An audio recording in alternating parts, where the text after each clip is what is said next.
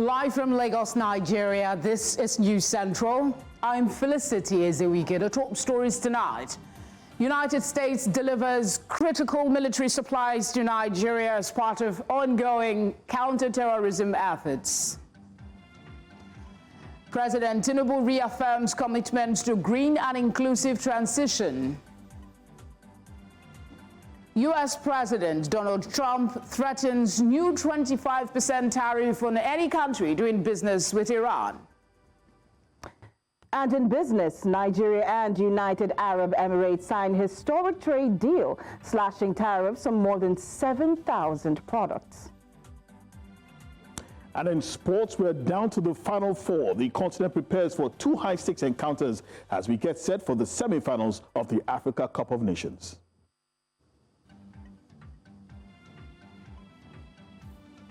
A warm welcome. Tonight begins now.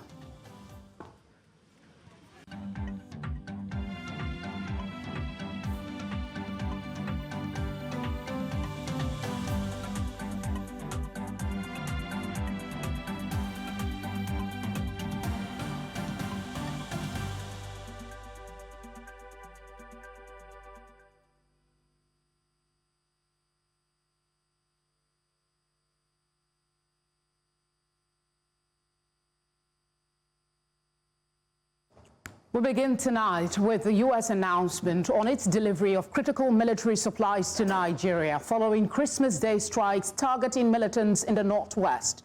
This move underscores growing security cooperation between Washington and Abuja. The December 25 strike hit sites in Sokoto State linked to Islamic State group in what Nigerian authorities called a joint operation. U.S. Africa Command said the supplies are intended to support Nigeria's ongoing counter-terrorism operation, but gave no further detail.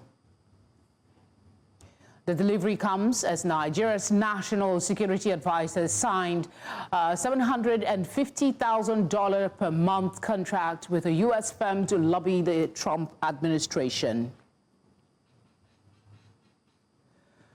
Joining me now from Abuja to discuss this is a retired Major General, Chris Olukolade. Thank you very much for giving us your time. Help us put this in proper perspective. Is this some form of aid by the U.S. government, or Nigeria made it a purchase of those supplies? Well, good evening, and I think this development can be attributed to recent developments in relation to the promise and commitment on the part of the United States to support Nigeria's military operations against the terrorists operating in different parts of the country. So this should be seen as a furtherance of that commitment, and it's evidently a good development that should be celebrated. Okay, Africa did not specify what kinds of equipment it had delivered to Nigeria. Is that something we should be concerned about? Is it such a security risk to give a general impression of what the country has gained from the U.S.? So in terms of accountability?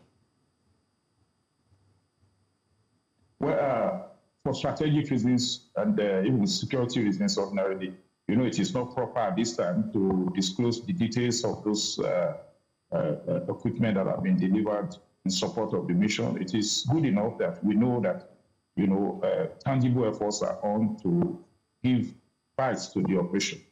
When we see the effect in the field, everybody will be no doubt whatsoever that the equipment have been of value in terms of enhancing the mission of the Nigeria security operations against the terrorists in those parts of the Federation. Okay, on the one hand, the National Security Advisor is said to have signed some deal per month with a U.S. firm to lobby the Trump administration. So it's concerning. In what ways does this equipment that has been given, coming shortly after the December strikes in Sokoto State, signal recalibration of U.S. Africa Command's operational footprint in this area, when you juxtapose that with the claims that there is a firm being paid to lobby the U.S. president? Well, that aspect is political, and I'm not competent to discuss it. And I think that it has not been made official or public, so it still remains in the realm of speculations.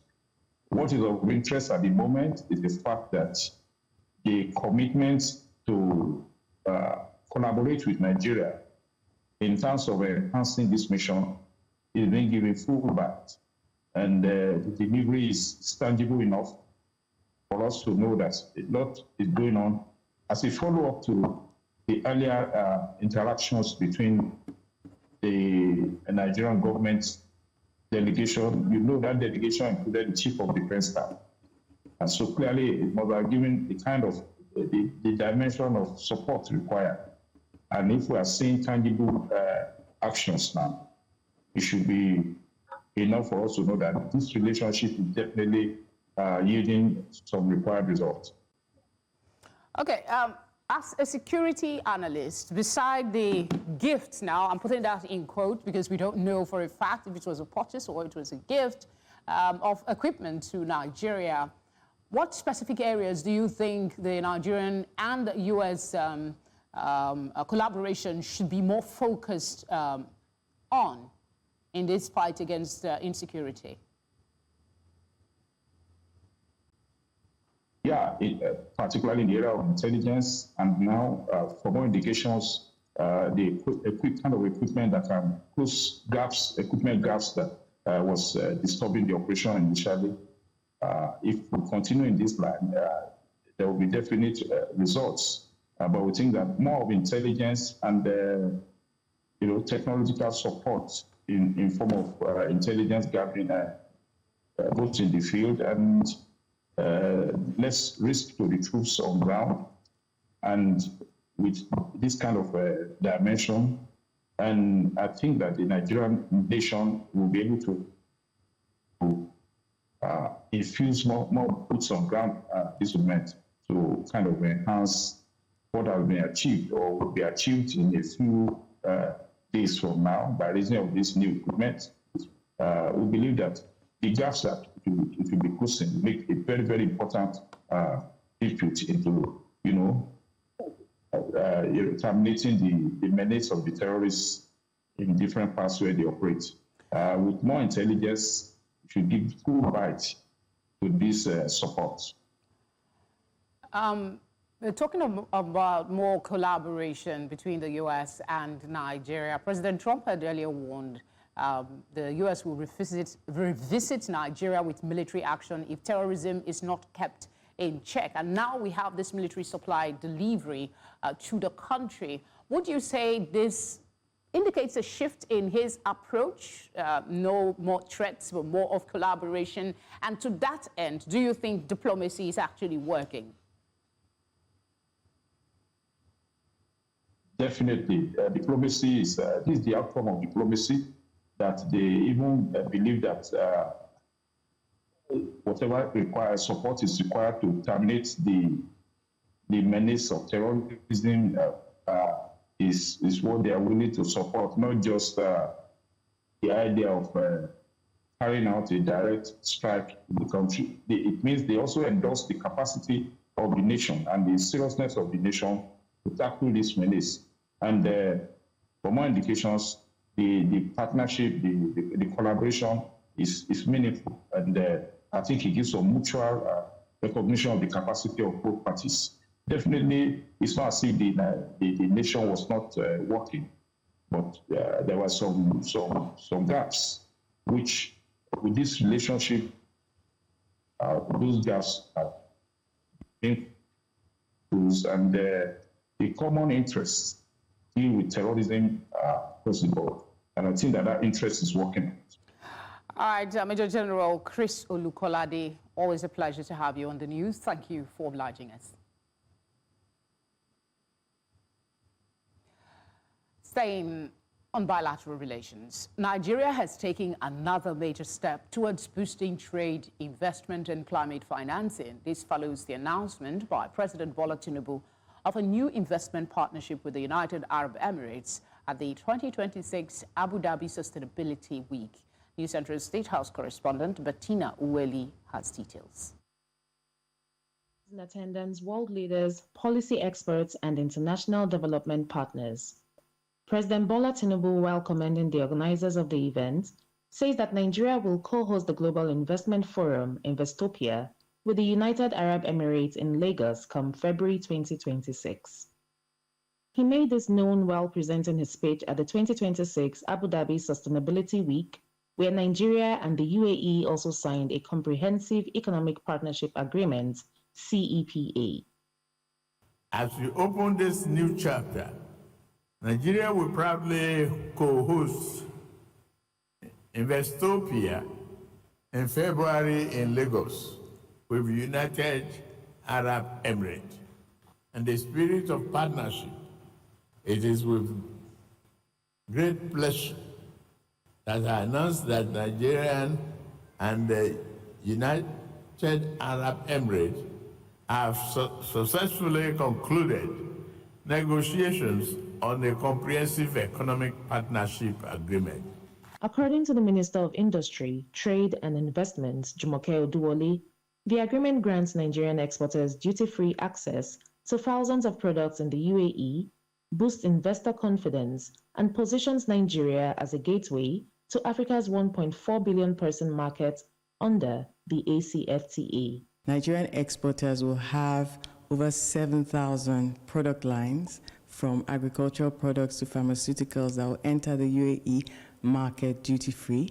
So that's a big one for our non-oil exports under the Renewed Hope agenda. Also, Nigeria will be diversifying and accelerating exports in various sectors. Also, Nigeria will be welcoming investors from the UAE in critical sectors such as infrastructure, financial services. The agreement signals a major boost for Nigeria's trade, investment, and climate ambitions, strengthening economic ties with one of the world's leading financial and investment hubs. In Abuja, for News Central, Bettina Nwili. Coming up, ADC in expansion drive, whose former president, Goodluck Jonathan, Bukola Saraki, and Seyi Makinde. We have all the details in a moment.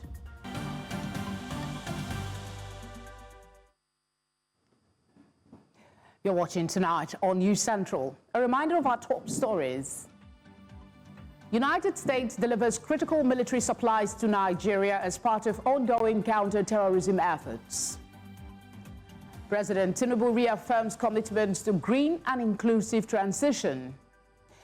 And U.S. President Donald Trump threatens new 25% tariff on any country doing business with Iran.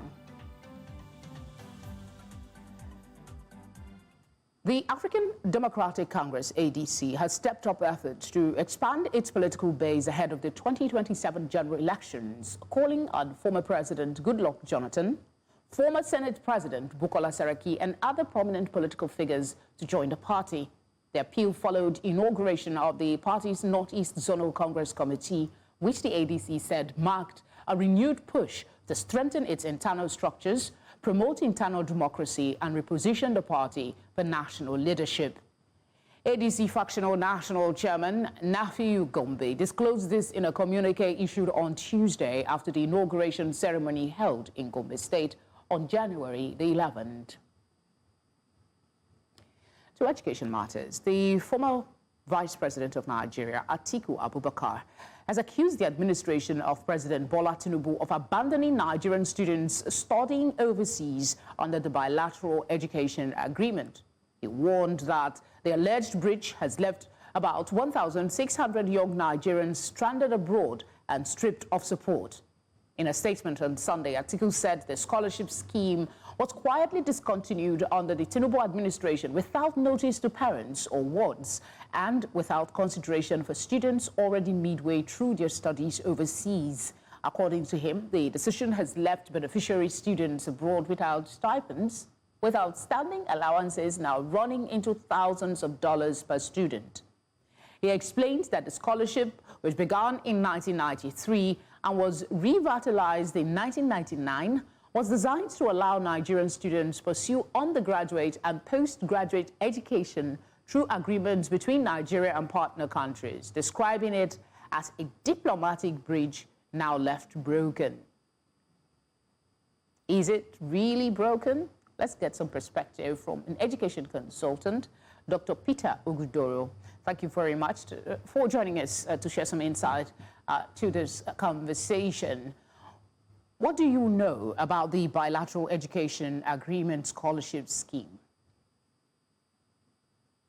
Well, it's an arrangement that makes it possible for friendly countries to support Nigeria to develop critical human resources for the development of our country.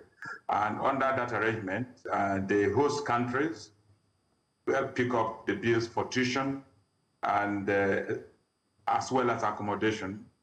But Nigeria has a responsibility to provide what is called supplementation allowances. But recently, the government doesn't think that is a necessary expenditure. So most of those things have been discontinued. And so to the best of my knowledge, many of those beneficiaries are struggling to keep body and soul together. Yes, we did see some social media videos of these young men and some activists speaking up for them. Now we have the former vice president speaking up as well. What do you make of the allegations, weighty ones, of abandonment leveled against the President Tinubu's administration by Atiku Abubakar?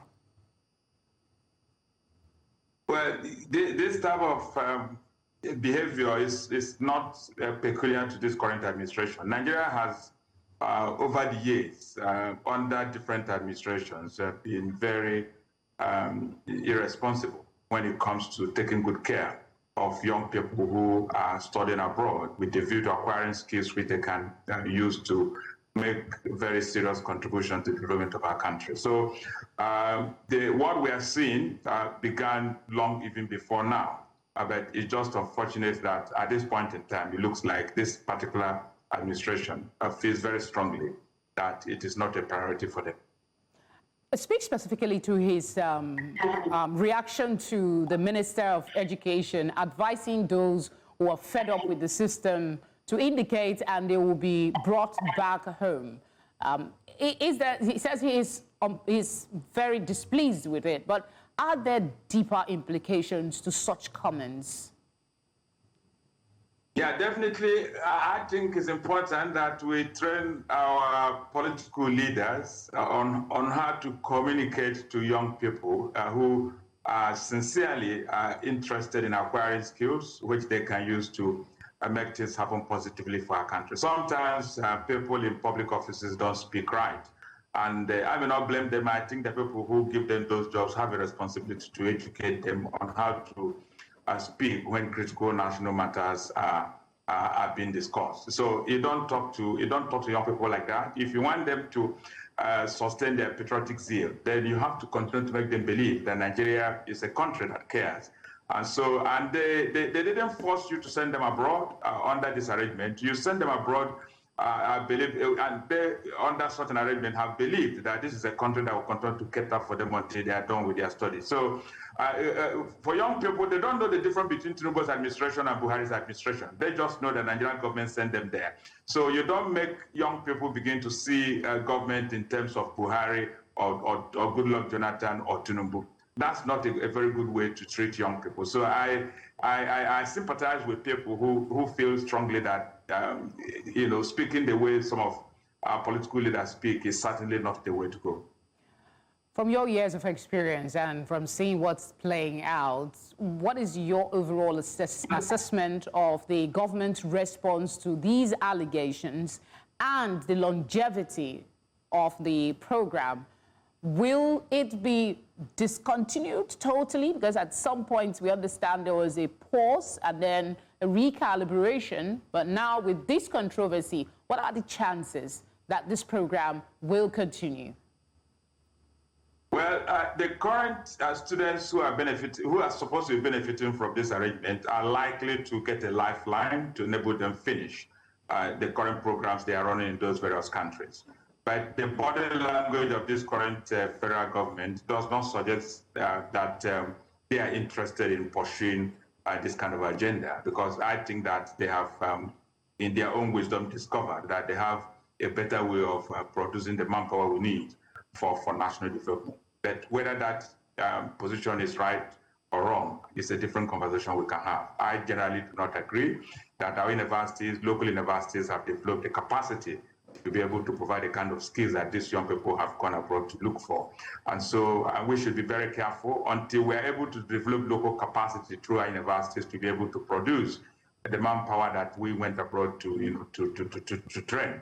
We should not be in a hurry to discontinue opportunities that will enable us to create the platforms that will make Nigeria generate the critical skills we need to solve all the national problems that all of us have been complaining about. Doc, I sincerely hope so too. I look forward to that lifeline for the students. Thank you very much for speaking with us. My pleasure. Let's go now to court matters. The Federal High Court in Ado-Ekiti has nullified the PDP governorship primary that produced Dr. Wole Oluyede. The court ruled the exercise failed to follow legal and party guidelines. Justice Babs Kwewumi ordered a fresh primary election conducted by INEC. This followed a suit by aspirant Funsho Ayeni challenging the authenticity of the delegates list used previously. The judge held that the missing original list breached the Electoral Act. Consequently, the November 2025 results were declared invalid to ensure transparency and internal party democracy. The court directed that all eligible aspirants must participate in the new exercise. Staying with legal matters, the Federal High Court in Abuja has resumed hearing on the trial of 5 suspects accused of carrying out the 2022 attack on St. Francis Catholic Church in Owo, Ondo State. The Department of State Services presented 2 additional witnesses in the ongoing trial of the suspected attackers, as the court had admitted additional exhibits in the case. My colleague Joshua Imarayi has more. At the resumed hearing at the Federal High Court in Abuja, before Justice Emeka Nwite, the prosecution called 2 additional witnesses codenamed SSP and SSC. The second prosecution witness, identified by the DSS as SSP, a retiree and member of St. Francis Catholic Church, gave highlights of the event that transpired on the unfortunate day, identifying a member of the accused as allegedly participating in the attack. Another witness, identified as SSC, also confirmed the events of the unfortunate day, alleging that explosives were also used, which led to the death of many. Well, for now, we do not have anything less than 10 witnesses. 10 more witnesses? No. We had fielded 3. We have at least 7. Tomorrow, we are fielding 2 witnesses. This case is very important to the federal government of Nigeria.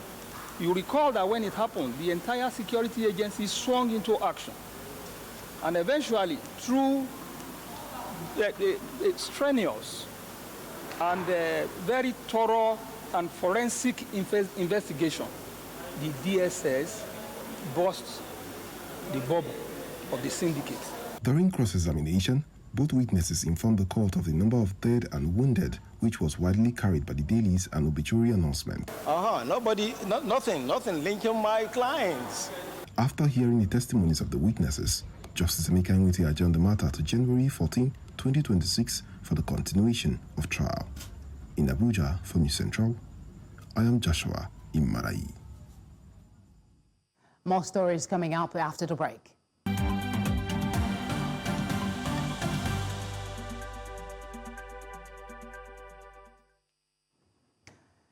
The Edo State Governor, Monday Okpeholo, has again exonerated students of Ambrosali University, Ekpoma, from the recent unrest in the town, insisting the violence was not organized by the student body. News Central's Ameze Bazuaye reports that the governor made the clarification during a meeting with leaders of the student union government as concerns persist over arrests linked to the disturbance. Representing Governor Okpeholo, the Edo State Commissioner for Education, Padi Iyamu, assured that any genuine student arrested in the course of restoring order would be identified and released without delay.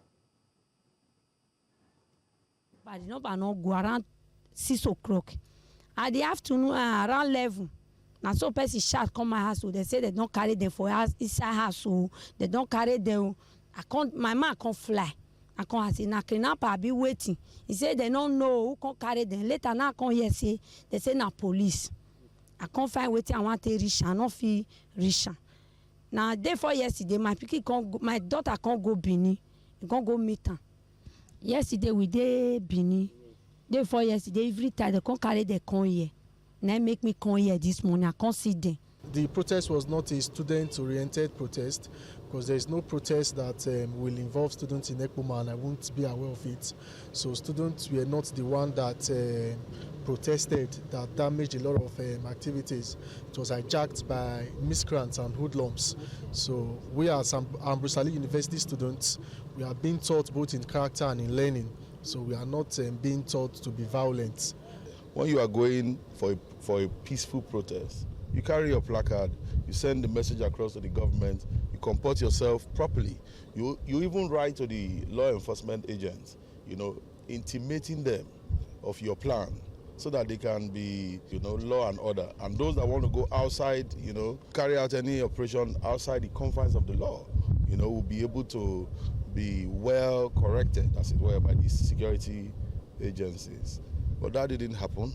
There was no letter written to the security agencies. This morning, His Excellency is a man that we all love. He has said that anybody identified, as a bona fide student of the Ambrose Ali University, we should liaise with the security agencies, and by the grace of God, they work. Meanwhile, security agencies in the state have intensified efforts to restore peace in parts of Edo Central following the arrest that trailed recent peaceful protests in Ekpoma over kidnapping.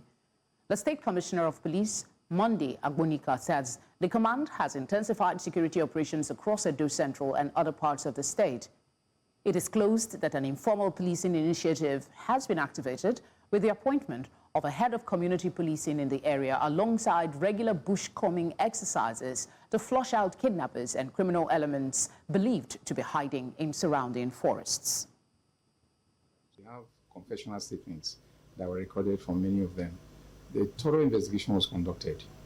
Like I said, some of them were picked at the scene, while others, some were picked after the incidents. We were able to trace them with their photographs, and most of these photographs were even posted by them. We found them, they're all over the place and so on, and there's no this thing. Also videos were also posted.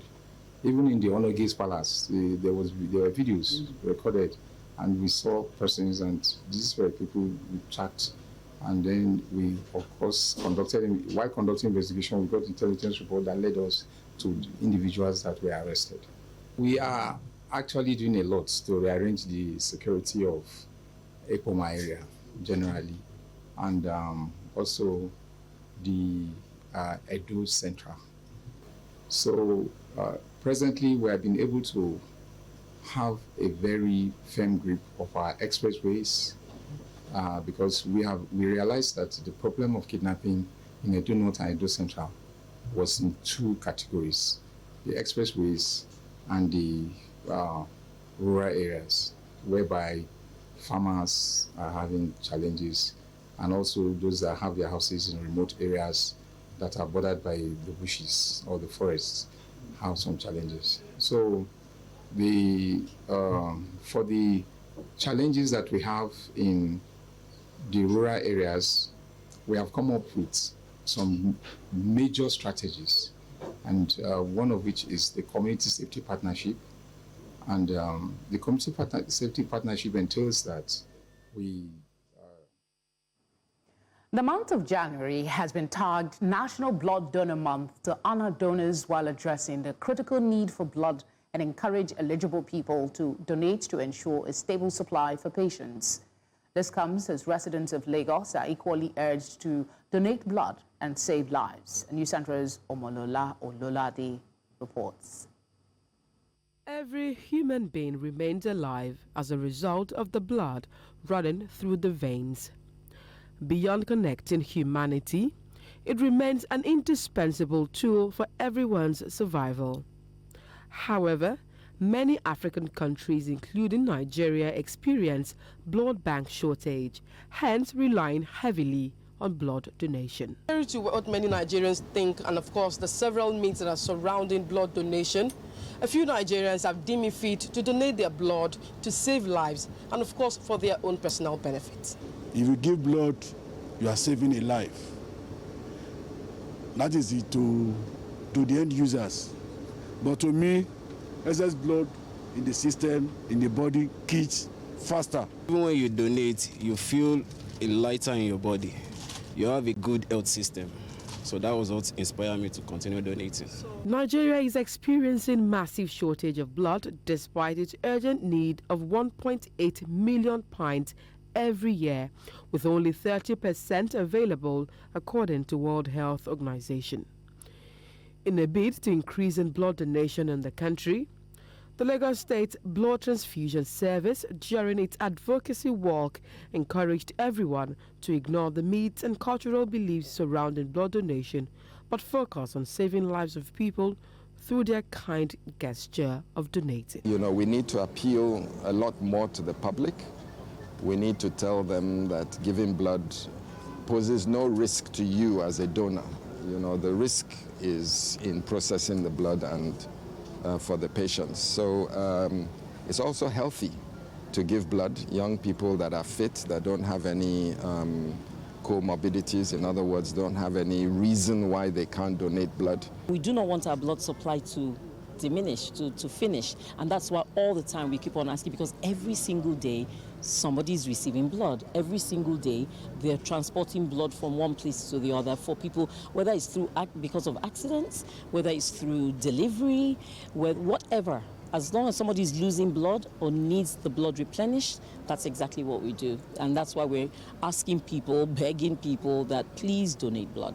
Many Nigerians see blood donation as a rigorous process, but experts say otherwise, assuring donors it's a simple and safe thing to do to save lives while also improving the donor's health. Usually we go outside to organizations, both formal and informal, and spend more time collecting blood within the organizations. In spite of numerous awareness and sensitization campaigns on blood donation, there is still a need to do more to change the culture so that volunteers can donate willingly. In Lagos, for News Central, Omolola Ololade.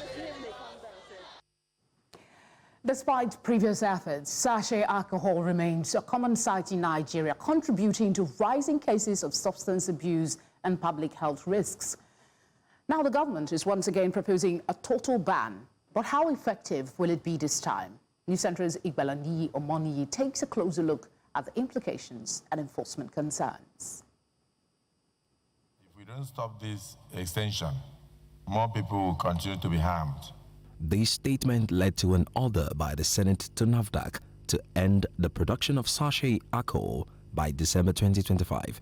The agency calls on all stakeholders, including manufacturers, to comply fully with the phase-out deadline of December 2025. 2 weeks into the new year, the sale continues. I used to drink every minute. We cannot afford to pay our baby school fees again. Now, that's when I drink Sensi, because when I left home, we were fighting before we left home. Often priced as low as 100 naira and easily accessible, what happens to the small businesses that rely on the trade? And will these curb demand or drive it underground? There are so many segments of manufacturing that will be impacted if the ban was to go ahead. For instance, we have those industries that actually make the alcohol in sachet. We have those who produce the sachet itself. We have those who supply the raw materials that are used to produce the alcoholic content. We have those who are engaged in the retail aspect of it, and we have those who work in the factories. So you can see that there are quite a number of human beings, for instance, And there are quite a number of businesses that queue, so to say, behind this product. From increased domestic violence to road accidents, experts flag this growing trend, noting the link between alcohol abuse and sachet sales is glaring. If you observe people who drink alcohol, they pee a lot.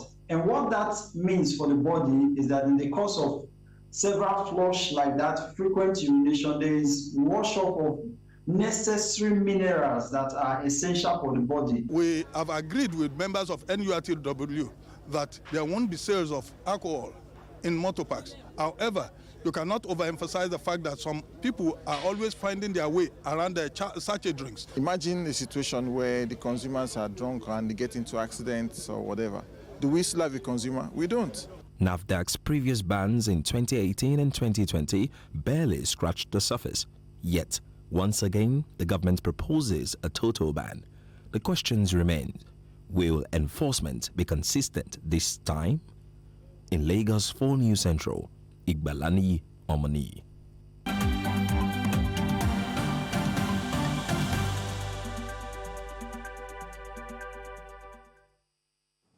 Thank you for staying with us. The United States has announced it will terminate temporary protected status for Somali nationals living in the country, requiring those affected to leave by March the 17th, 2026, amid an expanding immigration enforcement efforts. Officials from the Department of Homeland Security say conditions in Somalia have improved enough that special protections are no longer justified, and that thousands of Somali migrants, including hundreds in Minnesota, must now prepare to depart or face deportation. The move comes alongside a major federal crackdown in Minnesota, where heightened immigration operations have triggered protests and community tensions. And one of our top stories tonight, the US President Donald Trump has threatened a 25% tariff on any country doing business with Iran. In a post on his Truth Social platform on Monday, Trump said the tariff was effective immediately and described the decision as final and conclusive. Trump did not provide further details on how the measure would be enforced or what level of commercial ties would qualify as doing business with Iran. The announcement comes amid widespread anti-government protests in Iran, which began on December the 28th.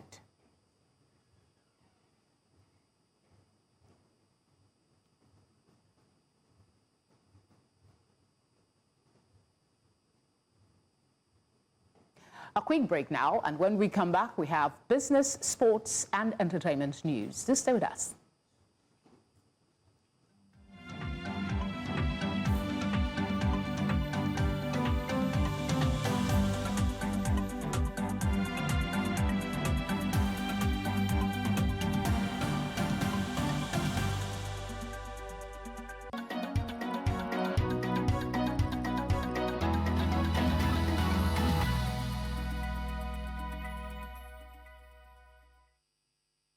South Africa has been removed from the EU's list of high-risk third country jurisdictions following its 2025 exit from the FATF grey list.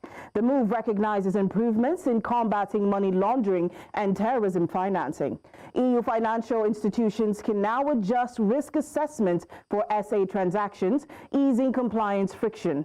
National Treasury welcomed the delisting alongside Burkina Faso, Mali, Mozambique, Nigeria, and Tanzania. While challenges remain, the government is preparing for the next FATF evaluation, with a final report expected in October 2027.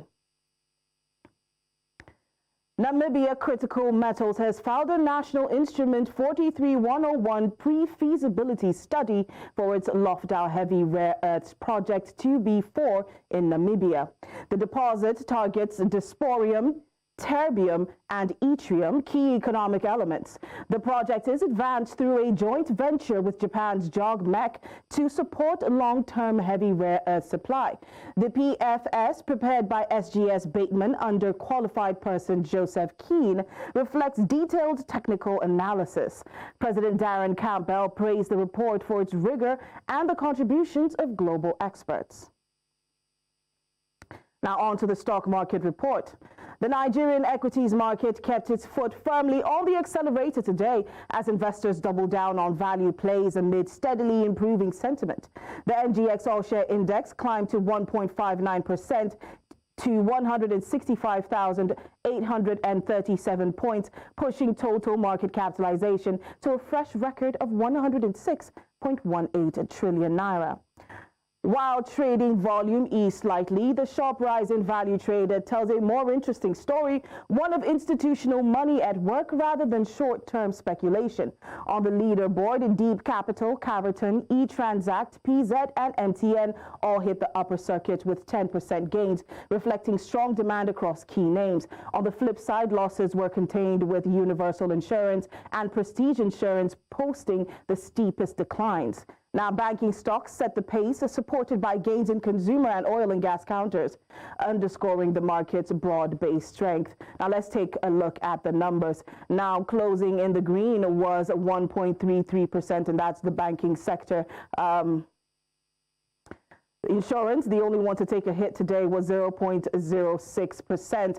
Oil and gas also closed in the green at 0.39%. Consumer goods also up 0.74%, and industrial goods up 0.1%. So a strong close for the Nigerian equities market today, with record valuations holding firm despite light volumes, an encouraging sign that confidence, not speculation, is driving the rally.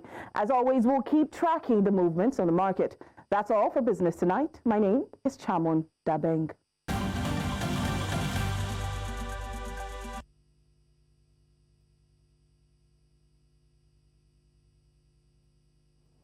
Hello and welcome to sports. Super Eagles coach Eric Shell has hinted that Nigeria may adjust their approach for Wednesday's Africa Cup of Nations semi-final against host Morocco as fatigue begins to set in after an intense campaign. Nigeria being the tournament's most exciting side, winning all 5 matches, scoring a competition-high 14 goals and overwhelming opponents with a high tempo and aggressive approach. However, with the stakes high and facing a fired-up Atlas Lions in a hugely partisan atmosphere in Rabat, Shell has suggested a more patient and reactive style could be deployed, possibly conceding possession. Midfielder Alex Iwobi insists that the team's winning mentality remains unchanged despite the challenge. This is a big game, semi-final. We played our last game against Algeria. It was a good game for us. Now, a big game against a big team. So we will enter slowly in this game because we have a last training session today, and we will be ready for tomorrow. Morocco is the biggest test. Every game is the biggest test for this team because the expectation is so big. So. In the other semi-final, old foes Egypt and Senegal will meet for a 6th time at the Africa Cup of Nations as the two sides face one another at the Grand Stade de Tanger on Wednesday. In the knockout phase, Egypt scored 6 goals in 2 games in a 3-1 and 3-2 win over Benin Republic and Cote d'Ivoire respectively. The Lions of Teranga also won their round of 16 fixtures, overcoming Sudan 3-1 before beating Mali 1-0 in a tightly contested quarterfinal. Egypt captain Mohamed Salah will come up against former Liverpool teammate Sadio Mane, who got the better of him on 2 of their past 3 international meetings. With both players aged 33 and the AFCON set to become a quadrennial tournament from 2028, this could prove to be Salah's last chance to bring the trophy back to Cairo after several disappointments. Meanwhile, the government of Gabon has lifted the sanctions it imposed on the national team and veteran striker Pierre-Emerick Aubameyang after their exit from the 2025 Africa Cup of Nations. The side's performance during the finals in Morocco, where they finished bottom of Group F, was branded as disgraceful by then Sports Minister Simplice Desire Mambula. Mambula announced the suspension of the team, the sacking of the coach Thierry Moyuma, and the exclusion of former Arsenal and Chelsea man Aubameyang and captain Bruno Ekwelemanga from the Panthers set up on the 1st of January. However, Gabon's new sports minister, Paul Ulrich Kesani, lifted the measures, which could have led to the suspension of the country's federation by FIFA on Monday. And that's all we have on sports tonight. Entertainment is up next with Edewo.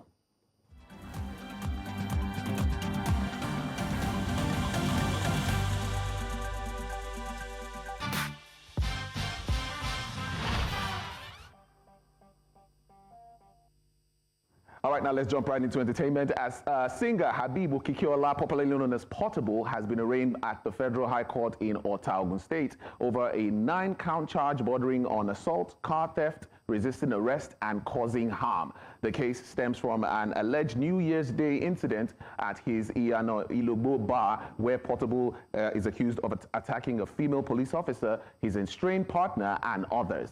He also alleged to have stolen a Mercedes-Benz E300 valued at 12 million naira. His bail application was denied, with the court insisting that the assaulted police officer must be present during that hearing. So Portable remains in custody pending his next hearing on January 19th. Quite an interesting one, but that's all we have on entertainment this evening.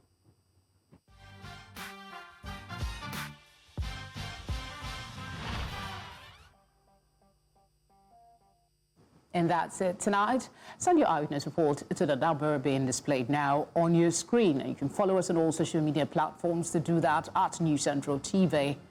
You can watch us live on DSTV channel 422, GoTV channel 23, Star Times channel 274, Avo TV, and on YouTube.